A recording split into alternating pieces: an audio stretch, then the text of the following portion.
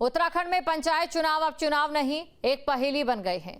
पहले तो 8 महीने तक ये सस्पेंस बना रहा कि चुनाव होंगे भी या नहीं। अब जब प्रक्रिया शुरू हुई तो हाल ये है कि उम्मीदवार ही नहीं मिल रहे। बड़ी संख्या में ग्राम पंचायत सदस्यों के पद खाली रह गए। कांग्रेस इसके लिए चुनाव में की गई लेट लतीफी को जिम्मेदार ठहरा रही है, तो बीजेपी का ये कहना है कि ऐसा पहले भी होता आया है। ग्राम पंचायत के गठन के लिए जरूरी है कि सदस्यों की 2/3 संख्या पूरी हो।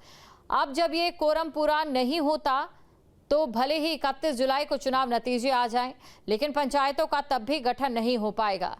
राज्य निर्वाचन आयोग को इन खाली सीटों पर दोबारा चुनाव की अधिसूचना जारी करनी होगी।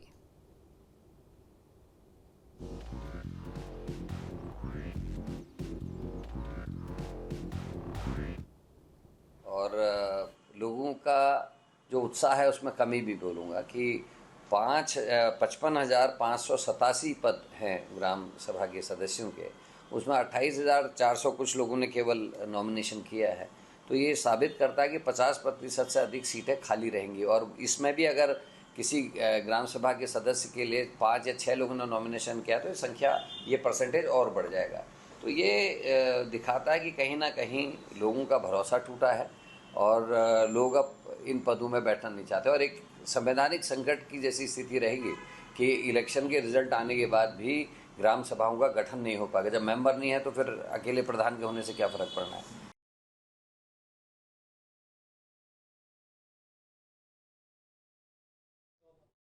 इस बार ये सबसे बड़ी प्रसन्नता की बात है कि लगभग 15% ग्राम पंचायत प्रधानों के पद जो है निर्विरोध निर्वाचित होने की संभावना उनकी है। क्योंकि कल जो अंतिम नामांकन की तिथि थी उसमें कई ग्राम पंचायतों में प्रधान के लिए एक ही नामांकन हुआ है। ऐसे जिला पंचायत सदस्यों में भी कुछ जगह निर्विरोध निर्वाचन हुए हैं, क्षेत्र पंचायत सदस्यों के लिए भी निर्विरोध निर्वाचन हुए हैं। तो ये ग्रामीणों के ग्रामीण जनता की जन जागरूकता का ही परिणाम है कि उन्होंने सर्वसम्मति से गांव का मुखिया चुना है, सर्वसम्मति से अपने गांव का प्रतिनिधित्व को चुना है। किस तरह की प्रक्रिया आगे होगी? देखिए, पहले चरण के 4 पदों के निर्वाचन की प्रक्रिया पूरी जब होगी और उसके बाद चुनाव परिणाम आएंगे तो उसके बाद राज्य निर्वाचन आयोग ये देखेगा कि किस ग्राम पंचायत में कितने ग्राम पंचायत सदस्य निर्वाचित होकर के आए, किस क्षेत्र पंचायत में कितने क्षेत्र पंचायत सदस्य निर्वाचित होकर आए। जिन जगह 2/3 से अधिक सदस्य निर्वाचित होकर आ गए होंगे उनके गठन की प्रक्रिया आगे बढ़ेगी।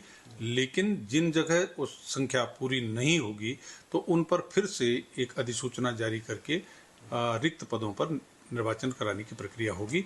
और जब वो पद भर जाएंगे उसके बाद ही ग्राम पंचायत, क्षेत्र पंचायत और जिला पंचायत के गठन की प्रक्रिया होगी। जहाँ भक्ति है हर शब्द में, कथाओं में छुपे हैं दिव्य रहस्य और ज्योतिष देता है जीवन को दिशा। धर्म से जुड़ी हर बातों को जानने के लिए हमारे चैनल स्तुति को सब्सक्राइब करें। चैनल पर जाने के लिए इस लिंक पर क्लिक करें।